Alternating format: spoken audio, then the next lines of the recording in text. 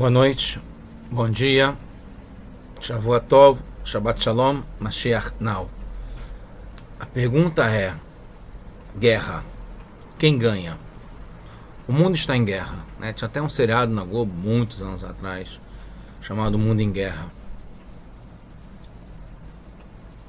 De fato, o mundo está em guerra. E a pergunta é, baseado nisso, quem ganha? Muita gente quer saber isso. Com certeza é uma manchete que sai nos jornais. Já dando para vocês o punchline, o rap, a resposta que a gente vai trabalhar é que a guerra só é ganha quando os dois lados ganham, mesmo que sejam dois adversários. A gente tem muito assunto para falar, eu não queria deixar perder, são várias coisinhas que eu queria lembrar e contar para vocês, experiências pessoais, coisas que eu pensei sobre isso hoje, no próprio Shabat.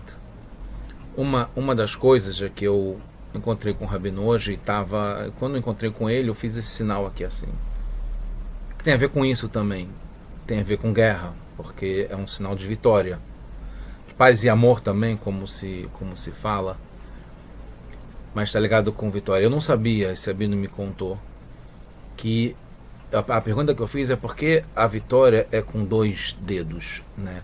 Que em princípio deveria ser com 3 dedos. Eu vou explicar por quê. Ele falou que na verdade não é a ideia de ser 2, mas sim porque é o V de vitória, que quem definiu isso foi Churchill. Em inglês, vitória é victory, também é com V, começa com V. Então em hebraico, por exemplo, faria sentido porque Netzach, Nitzachon é com Nun, né? Que seria assim o símbolo. Mas a questão é por que deveria ser com 3, porque eu estava justamente pensando sobre isso, e tem a ver com o Shabat, a semana que a gente está entrando, está ligado com o Shabat Parashat Shemini e Parashat Pará, Shabat Pará, que a gente lê uma Haftará especial ligada a Paradumá, a purificação, através das cinzas da vaca vermelha, que está em Parashat Hukat, né, no Humash, na Torá, na leitura semanal, é mais para frente, no Sefer Bamidbar, mas a gente já lê um trecho agora no Maftir, e Haftará do profeta Ezequiel, que está ligado com isso. Essa purificação que tem justamente antes de começar o mês de Nissan, para poder estar puro nos korbanot, nas oferendas de Pesach, né, da festa de Pesach, a primeira festa do ano de Pesach, que vai ser agora, se Deus quiser, já com Mashiach, já no Beit HaMikdash Shlishi, no terceiro Beit HaMikdash em Jerusalém, Irakodesh, na cidade sagrada de Jerusalém, em paz e bênção para todos. Então, voltando aqui, a ideia é que numa guerra, isso vale para vários tipos de relacionamentos, né? A guerra no sentido de um confronto, uma complementação, né? de ideias, de visões, a ideia de oposição, de contraste, e num caso mais extremo, né?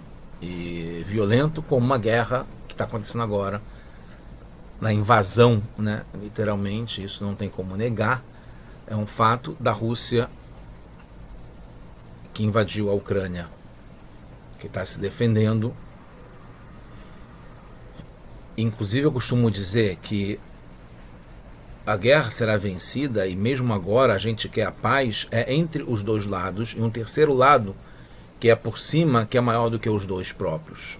Isso é ligado com Mashiach, com a Geulah, que vai definir a vitória dessa guerra, que é uma guerra mundial, como a gente falou, e uma guerra histórica já de muitos e muitos anos, que deve acabar agora bem para todos.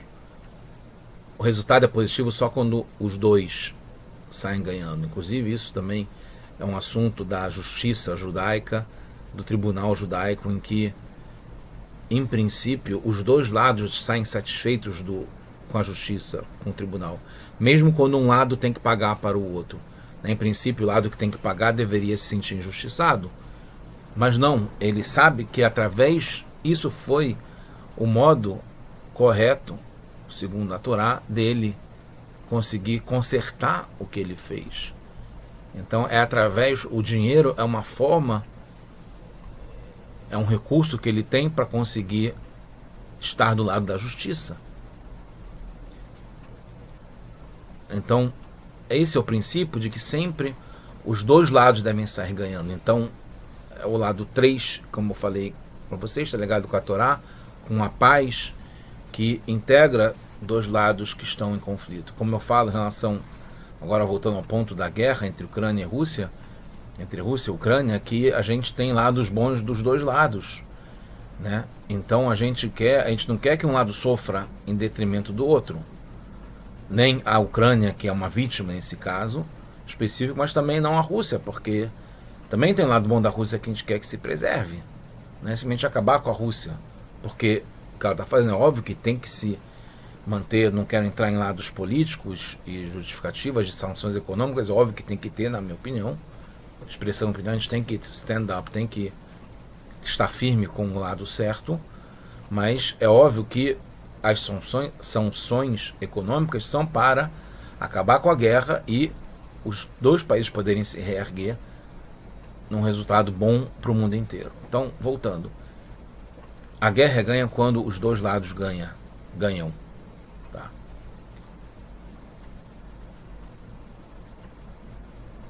Ok. Então isso, vamos avançar para depois eu poder lembrar tudo que as anedotas que eu queria contar para vocês. Então uma das coisas, então a gente está na Parashá essa semana, é Shemini, como eu falei, que é o 8º dia, é o dia que é Rosh Chodesh Nissan, também não por acaso, já para ti, a gente está chegando ao primeiro dia do mês de Nissan, que está ligado ao mês da Geulah, o mês de Pesach, o mês da saída do Egito, da primeira festa. É um dia muito alegre, é um dia especial, esse dia, primeiro dia de Nissan, que cairá num Shabat, que a gente vai ler para Parashat HaChodesh, que é justamente depois do Shabat que vem. E é um dia muito auspicioso, mais ainda caindo no Shabat, daqui a 2 Shabatot. Próxima Parashá, Parashat Shemini, Parashat Pará, e depois Parashat Tazria, junto com Parashat HaChodesh e Rosh Chodesh Nissan, que já seja já com Mashiach e com a redenção. Já, agora. Então essa Parashá agora é Shemini, que fala sobre a inauguração do Beit HaMikdash, do Mishkan, o primeiro Beit HaMikdash, que era móvel, mobile, no deserto. E um dos temas principais está ligado com a morte de Nadav e Avihu, os dois filhos de Aaron Cohen Gadol.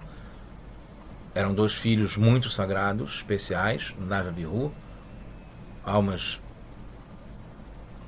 muito elevadas, que fizeram esse movimento de subida sem se preocupar em descer, sem querer descer, de querer se elevar e se juntar com Deus. Mas não é esse o nosso motivo aqui nesse mundo, é para a gente trazer Deus aqui para a Terra, para esse mundo aqui.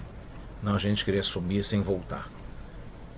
Inclusive, já antecipando, misturando um pouco os assuntos, mas isso está ligado a uma sirá que o Rebbe fala sobre essa Parashá Pará, que a gente vai ver mais em seguida, que o exemplo clássico trazido sobre a gente está falando sobre esse movimento de subida e descida, de ir e vir, que é a base do mundo, né? O mundo todo está ligado com isso, está ligado com a noite e o dia, né? O movimento do sol e da lua, esse ciclo, né? Essa frequência. Tenho que lembrar de contar uma experiência pessoal minha com isso, inclusive que eu estou vivendo isso agora também. Não tem como falar para vocês me lembrarem, né, que vocês estão já num tempo mais avançado do que eu estou vivendo agora. Lembrar de falar sobre o Rambam dessa época, que fala sobre vizinhos, Shechenim, e que agora também as leis ligadas a sócios, que também são dois, né, vizinhos e sócios, que são uma dupla, está legal ver de vitória de dois, mas que eles têm que estar ligados ao seu terceiro elo, que junta todos eles numa sociedade numa vizinhança, numa moradia, que integra os dois movimentos. Então o tic-tac, a gente vai falar um pouquinho daqui a pouco sobre esse objeto aqui, o relógio, tá?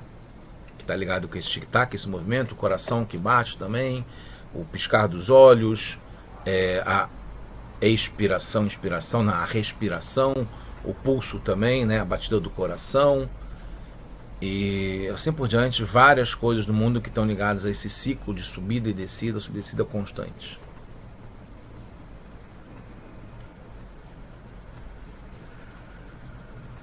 Então, eu estou a falar sobre o Nadav e Avihu, acho que é isso que eu estava falando, que eles subiram e não voltaram. Então, um dos exemplos que é trazido da Guemará, do Talmud, sobre isso é o episódio de 4 sábios que eles entraram no Pardes. Pardes são vários significados, como diz a própria palavra, é um bosque, dos quais os 4 entraram e só um saiu, que é o Rabi Akiva. E o Pardes está ligado também a 4 níveis de explicações da Torá, que é o Pshat, Remes, Drush e Sod, que faz o acróstico Pei, Reish, Dalet e Samer, de Sod, ligado a Kabbalah, ao misticismo. Pshat é o sentido literal, né, ligado às expressões do Rashi, por exemplo, os comentaristas da Torá, que explicam o sentido literal, o significado de cada palavra. Então eles entraram nesse mundo sublime,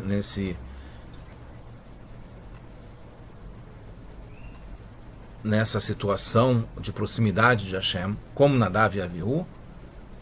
3 deles foram como Nadav e Avihu, que não voltaram, e um voltou, que é o Rabi Akiva.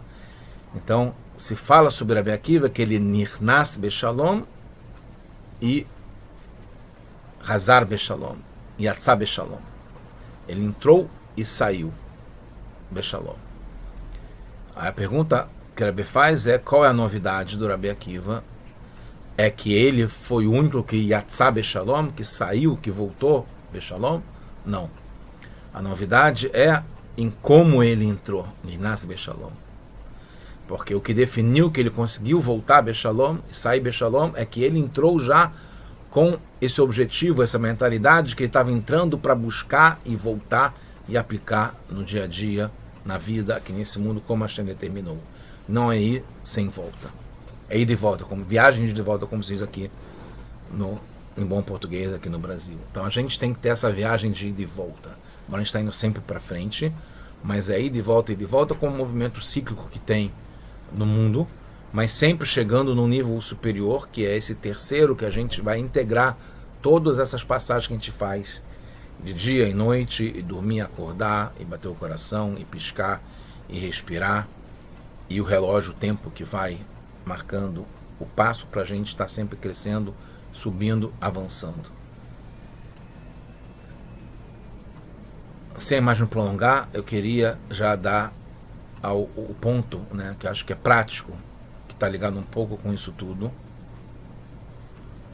que é uma coisa que eu pensei ligado a esse objeto aqui. É um objeto que para mim eu não uso mais tanto, porque eu uso o celular, né, justamente por isso que no Shabbat eu fico desligado um pouco disso, né, bastante disso, porque eu não vejo tanto o relógio assim, né. Eu não uso mais tanto relógio de pulso, né, não uso praticamente, mas estou sempre olhando para o relógio, de um modo ou de outro. E o relógio, como a gente sabe, espelha, reflete esse movimento constante de subida e descida, que é o tic-tac. Isso é inegável, são 2 opostos, é um movimento, como se diz, que mostra a vida, né? Quando tem movimento é porque tem vida.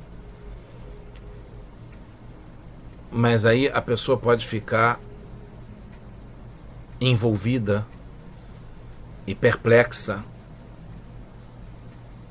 nesse movimento do tic-tac. É o 1 ou é o 0? É o bit ou o byte? O sim ou o não? O escuro ou o branco? a noite ou o dia. Tem um conflito isso aí. Mas a gente vê que na visão que a gente tem, que é a imediata, tem esse tic-tac, esse movimento de ir e vir, esse barulhinho, tic-tac. Não sei se tem ouvido, mas tá tendo esse barulhinho forte, geralmente como tem esse tipo de relógio. Mas o fundamental é saber que o que faz esse movimento do tic-tac é que atrás tem um motor, tem uma bateria, tem a energia que faz com que tenha esse movimento aqui.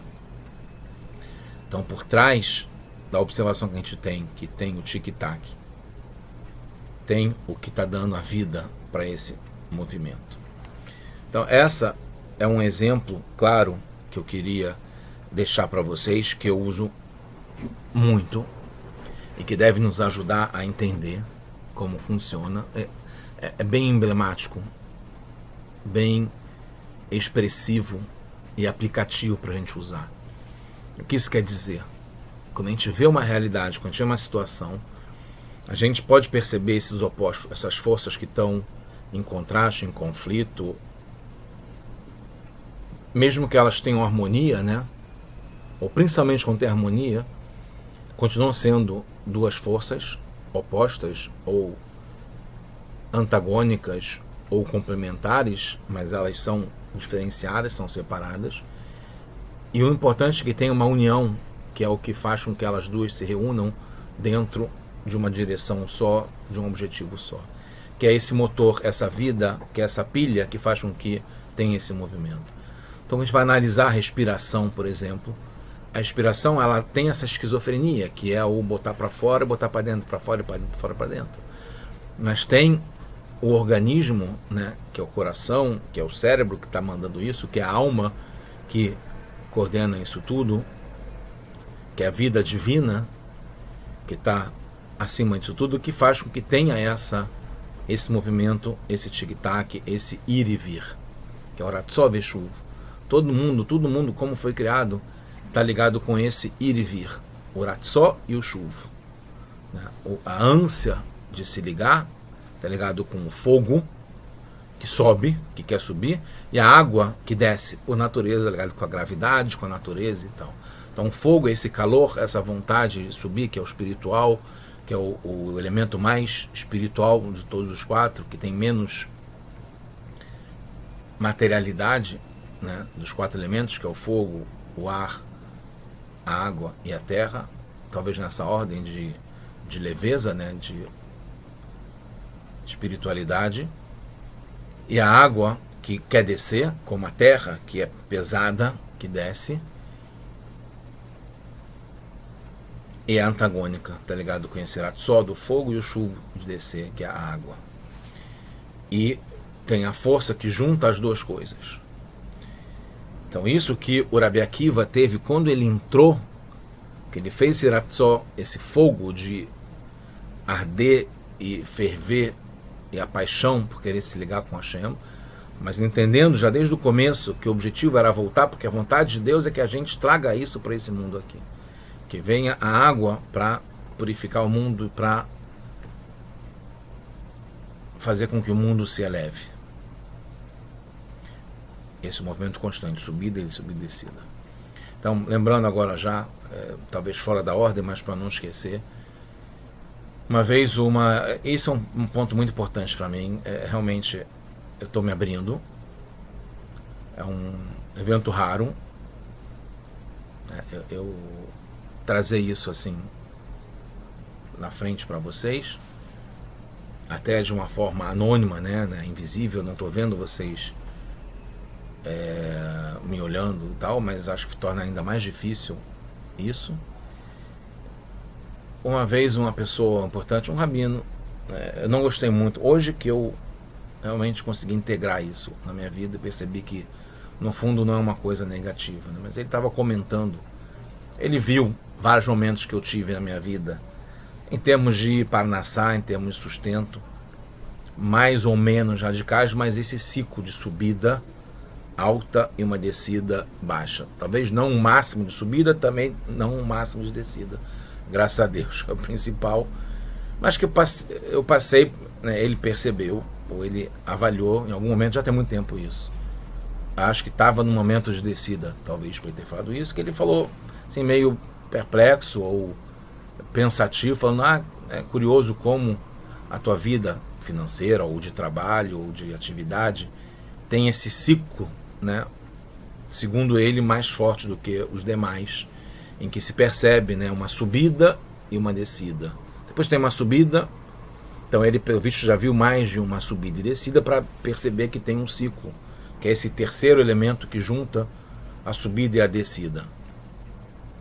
Quando a gente vê num quadro que a gente vê de uma forma clara todos os pontos, então a gente vê a subida e a descida, e vem depois tem uma subida, assim por diante. Como assim, como a própria um cientista pode perceber, né, elementos como isso, um gráfico, né? Quando você vê o gráfico, você analisa um gráfico e você vê vários pontos ao mesmo tempo, você percebe a história, o histórico, o ciclo. E porque hoje eu integrei isso e me pacifiquei com essa situação, porque eu vejo que isso não é uma coisa, certamente não é particular minha, e certamente também não é negativa, porque é o próprio ciclo da vida. Como se diz a própria palavra, o ciclo, né? Que é um círculo, né? Como a gente fala várias vezes, que é espiral, que vai crescendo, vai subindo, e que para conseguir chegar no nível de cima tem que dar essa volta para poder voltar, que nem a própria Lua. A gente percebe isso em vários momentos do calendário judaico na história, né?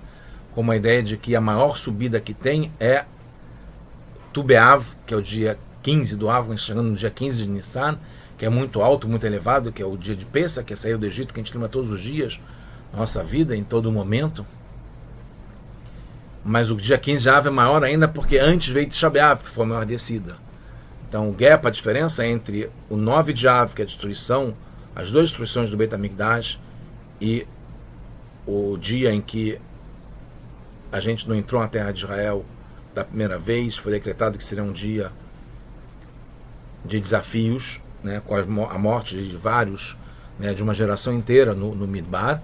E no dia 15 de Av se percebeu que não mais ninguém estava morrendo. É um dia ligado a Geulah, uma redenção fortíssima, né, clara, um fato que se percebeu só no dia 15 de Av, que ninguém mais estava morrendo, que já seja agora de novo, novamente, né, esse ápice do dia 15, que a lua está cheia.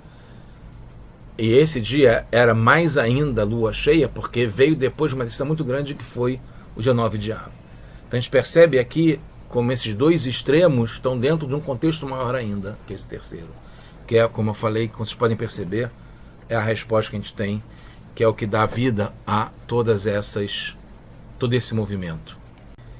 Então, a gente pode perceber que nesse ciclo, nesse movimento, como teve na minha vida, por isso que hoje eu percebi isso, e com esse exemplo do relógio também, é que realmente tem esse ciclo, mas se não importando em que momento que a gente está nesse ciclo, na nossa vida, no ano, na situação que está agora de guerra, que é um extremo, né,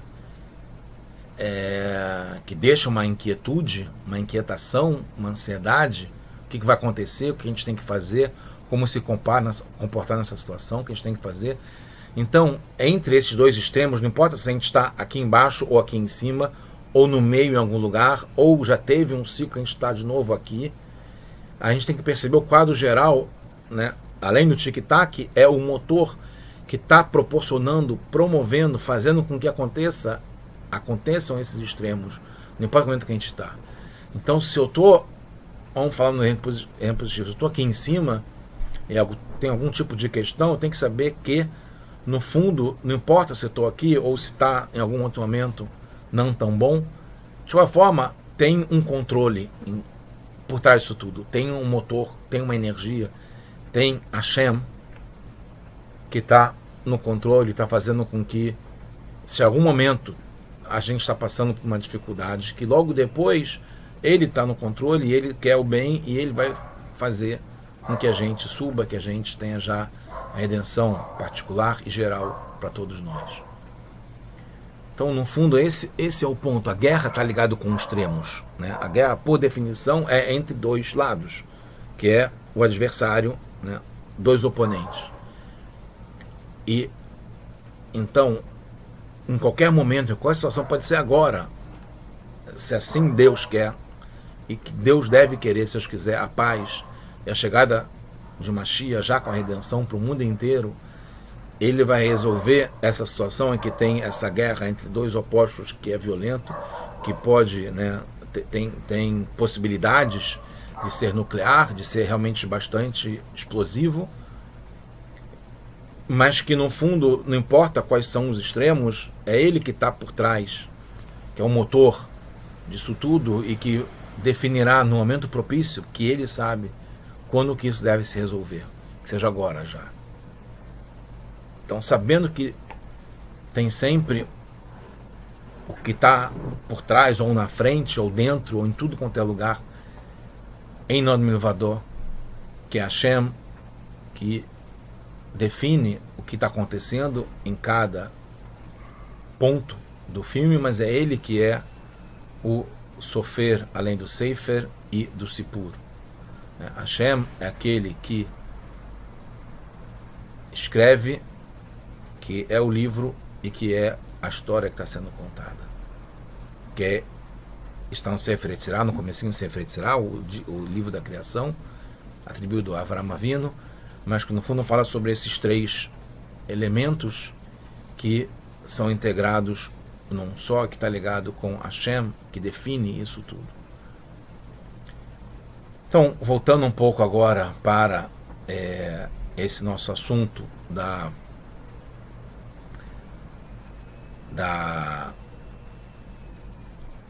Parashá, né? A gente está falando sobre Parashat Pará, que a gente lê um trecho da Parashat Hukat, que é depois, né, Sefer Bamidbar, que fala Zot Hukat a Torá. Tá? Parashat Hukat, capítulo 19, versículo 2, e é muito emblemático, como o Rebbe traz, que essa é uma lei, é uma mitzvah, é um assunto que é chamado de Torá. É comparado com a Torá toda. É tão importante que ela é. É a Huká, é a lei, não fala nem de Pará do Mar, né? Zot Hukata Pará, ou Pará do Mar, fala que isso é a Torá inteira. Tão forte que é isso aí. E é uma mitzvah da Torá a gente ouvir Parashat Pará, vale para homens, mulheres e crianças. E mostra mais uma vez essa integração de todos os lados, não tem, né, homem e mulher separadamente, faz parte de um conjunto, todos eles estão definidos pela Torá como uma das duas parashiot que a gente tem a mitzvah de ouvir pela Torá na sinagoga onde tem um minyan. Parashat Zahor, que foi há pouco tempo, em relação à destruição de Amalek, e Parashat Pará, que é agora nesse Shabbat, que fala desse tema, que eu vou explicar um pouquinho mais, que está justamente ligado a esse movimento de Ratzov e Shuv. É a definição básica, por isso que é chamada da lei da Torá, porque é muito emblemático essa mitzvah, em que uma pará do mar, com todas as definições e requisitos fundamentais para ter, já tiveram 10 vacas vermelhas, a primeira de Moshe Rabbeinu, a segunda de Ezra, depois tiveram mais, até um total de 9, e a 10ª vai ser Mashiach, que vai fazer para purificar todos aqueles que precisam, e provavelmente é o mundo inteiro que está numa situação de impureza, de morte, de contato com morte, que deve ser purificada com a 10ª, não por acaso 10ª, né, completa, que Mashiach fará. Ele que vai promover essa 10ª pará do mar. E desde Moshe Rabbeinu, como está na lei da vaca vermelha, que foi dividida, né, como Rebbe traz na Sirá de 1989, Memtes, Parashat Pará. A gente está também no mês de Adar, que é importante mencionar ainda, antes de chegar em Nissan, no mês completo de alegria. A gente teve esse ano 2 meses de alegria, o Mashaná Temimá, um ano completo. Também o Mashaná Shemitah, que é ligado ao 7º ano, que é o ano de descanso, está ligado com Geulah, com a redenção, com Menuhá, tranquilidade para o mundo inteiro. Então, como é que funciona a Paradumá, né? A Paradumá está ligada a queimar fogo, está ligado com esse Ratzó, de ansiar, de querer subir, se elevar, se juntar com Hashem, conexão, que é o fogo, o calor que quer subir. Até o ar quente também está ligado com isso, que ele sobe também, com o próprio fogo, se juntar com a base do fogo original, primordial, lá em cima. E depois é juntado com água, né, com uma água de purificação, e que é aspergido na pessoa que está impura, que teve contato com a morte. Então está juntando o fogo com a água, que é o Ratzó e o chuvo. Isso é um movimento que dá força ao mundo, né? É um movimento atômico também, no próprio núcleo, no átomo, tem esse movimento, né, do próton e do elétron, do positivo e negativo, né, que gera inclusive a energia atômica, nuclear, etc., que é um paradoxo enorme, como é que consegue conviver, né, com um movimento constante, mas que é exclusivo e contido. A ideia é essa, porque tem o terceiro elemento, tem, né, esse motor, a vida que está atrás, que está mantendo o próton convivendo com o elétron sem eles se desentenderem completamente e cada um ir para o seu lado, que seria uma explosão. Então, essa é a energia atômica que tem num casamento, como a gente sabe, né, que o Ish e Ishá, se fosse só pelo lado explosivo que tem entre os dois, que é o Esh, que tem nas duas palavras, Ish e Ishá, homem e mulher, tem um fogo, Esh. O que faz com que os dois tenham esse contato, essa união, essa paz, essa harmonia entre os dois, é que no Ish tem o Yud e na Ishá tem o Rei. Yud e Rei fazem o nome de Hashem Yud Kei, que faz esse elemento de união, essa liga que tem entre os dois. Por isso que deve ser de uma forma de acordo com a lei, com a halachá, para ter o casamento em que Hashem mora exatamente e justamente junto, né, com o homem e a mulher, o Ish e a Ishá, que é o casamento. A gente falou então que essa mitzvah e essa parashat, pará, está ligado com a união entre o fogo que quer subir e a água que quer descer. E faz com que os dois convivam. Inclusive, um dos exemplos que é dado no Talmud sobre paz é justamente entre o anjo do fogo, que é Gavriel, que está ligado com o Vurá, que é esse anseio de subir e de força, e Michael, que está ligado com a água. Como é que você pode juntar a água com o fogo? O Rebbe traz em várias sichot também, em várias situações, quando tem um elemento que está acima dos dois, que faz com que a água não apague o fogo e o fogo não faça que a água se evapore, que a água fique quente, que junta o ideal da água, continuar tendo água, e o calor que vem do fogo. Traz uma panela, que é um elemento que faz com que os dois estejam, inclusive no Talmud em Brachot, fala que quem sonhar com uma panela vai estar sonhando com paz, né? Que faz a paz entre Michael e Gavriel. No caso é o Secham Bimromav, é Hashem, no caso do exemplo entre Michael e Gavriel. No nosso exemplo mundano aqui embaixo, é a panela que faz a paz entre o fogo e a água, né? Mas voltando aqui ao nosso assunto da Paradumá, ela é dividida em três, essas cinzas. Ela tem até hoje, justamente porque é uma halachá, como está no próprio Rumash, que fala que ela é mishmeret, né? Está no próprio capítulo 19, fala que no versículo 9, fala Ve'etá ladat ne Israel mishmeret, vai ser guardada para a congregação de Israel, e foi guardada, inclusive, até hoje a gente tem isso no Beit HaMikdash, escondido lá embaixo, junto com a Arona Brita, as tábuas,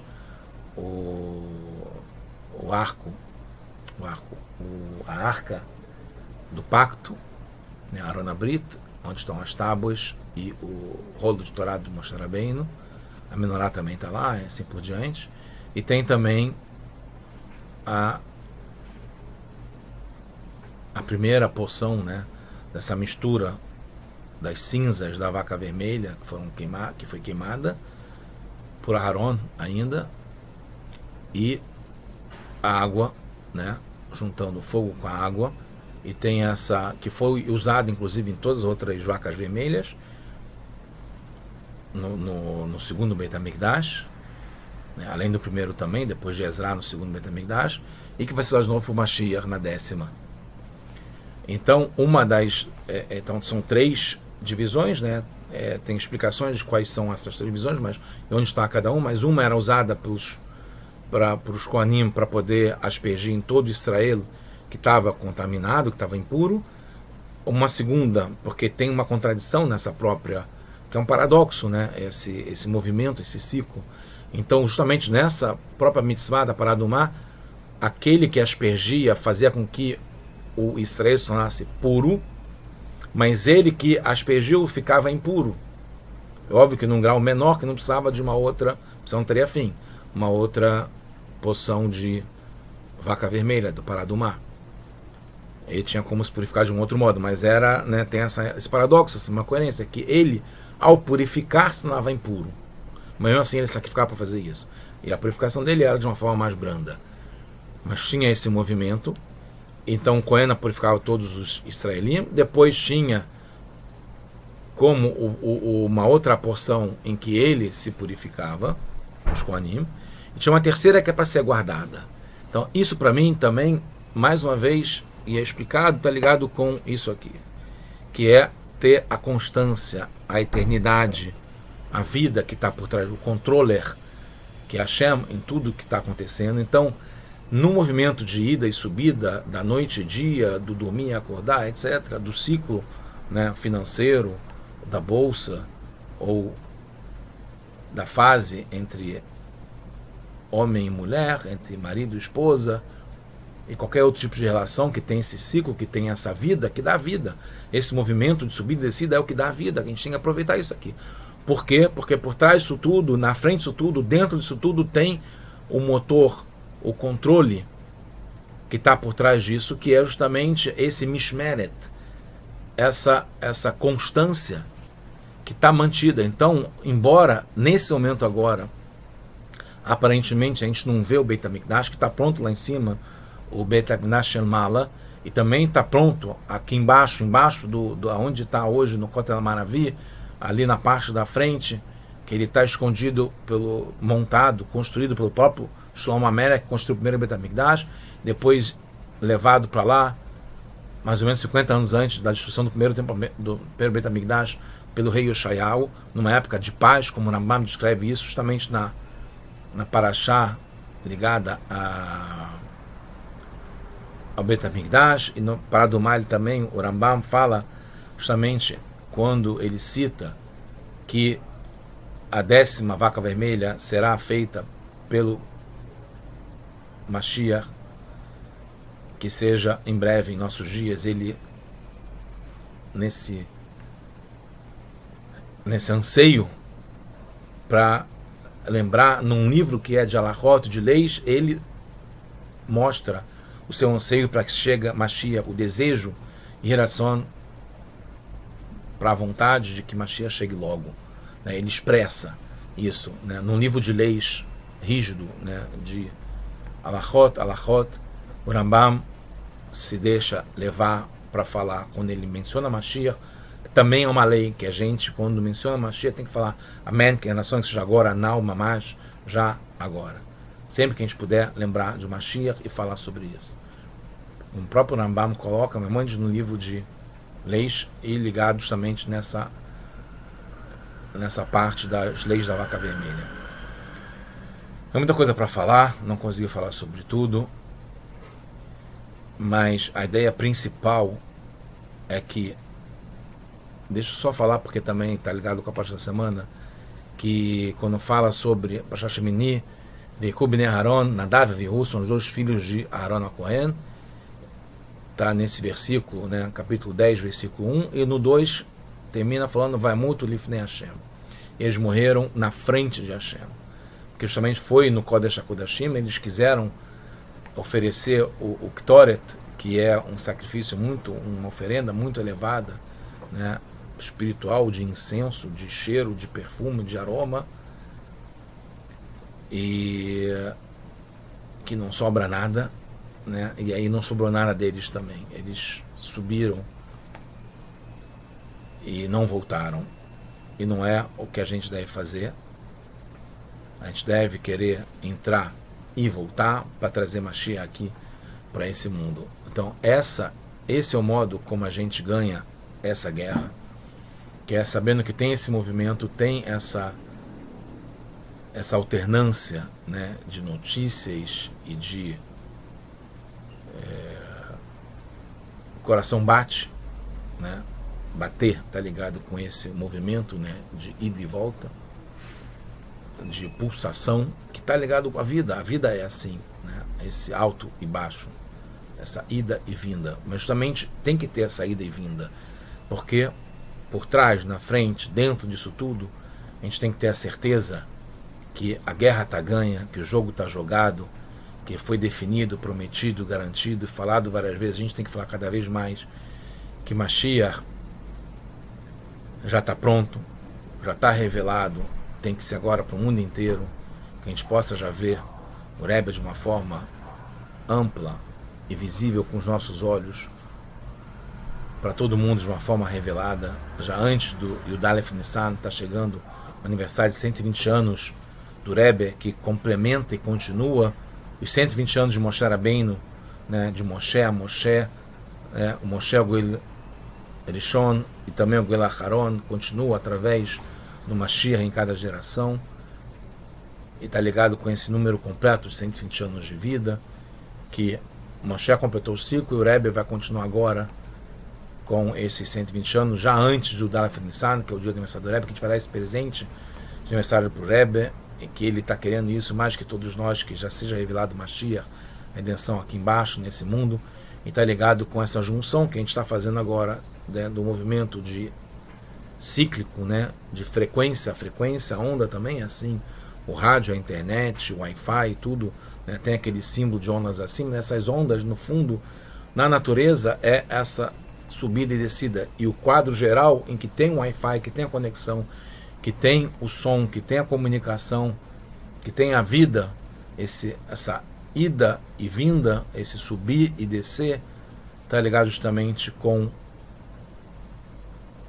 a vida, quem dá vida para esse mundo, quem está por dentro, por trás, em tudo nesse mundo, que é Hashem, que vai e quer que a gente já possa estar junto com o Mashiach, assim como está na Haftarah dessa semana, que está ligado a uma Haftarah especial, né, dessas 4 Haftarahs especiais dessa época do ano, que está ligado, como a gente já teve, né, Shekalim, que também está ligado com a vinda de Mashiach, Maseta Shekel, né, depois Zahor, que a gente teve antes Purim, lembrando de Amalek, também está ligado com a vinda de Mashiach, que é uma das primeiras coisas que Mashiach vai fazer, é ganhar a guerra e exterminar com Amalek, o lado negativo das dúvidas nesse mundo, que é o lado negativo, né, dessa descida, né, da escuridão dupla e múltipla que a gente está vivendo agora, na guerra também, para Shapará, que é o que a gente vai ter agora nesse Shabbat, e em seguida para Shtachodes, que seja com Mashiach já.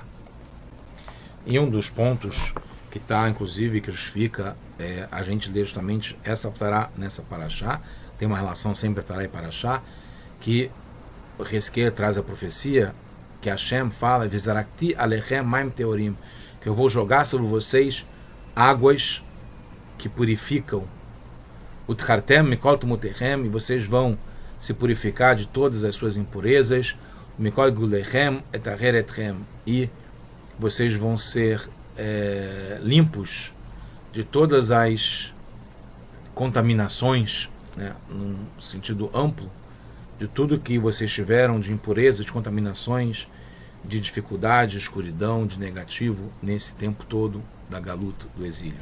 E é muito bonita essa profecia de Hezkel, porque nessa Haftarah também fala que Hashem vai dar para a gente o espírito, Veruhi, e o meu espírito eu darei entre vocês, e esse Ruach, essa inspiração divina, esse espírito, tá ligado com o espírito de Mashiach, que ele vai dar para cada um de nós, E depois é Haftarah, que está ligado com Vaigash, nessa mesma profecia, que é uma profecia nessa parte de Vaigash, que fala sobre David Avdi, e Avdi David, que fala sobre David em dois momentos diferentes, ele quando ele estava reinando, e ele como Mashiach, que é a Mashiach ben David, da tribo de Yehudá, descendente de David Ameller, e que a gente já vai estar, se Deus quiser, de uma forma eterna nessa fase, como está em Parashat Vaigash, que a gente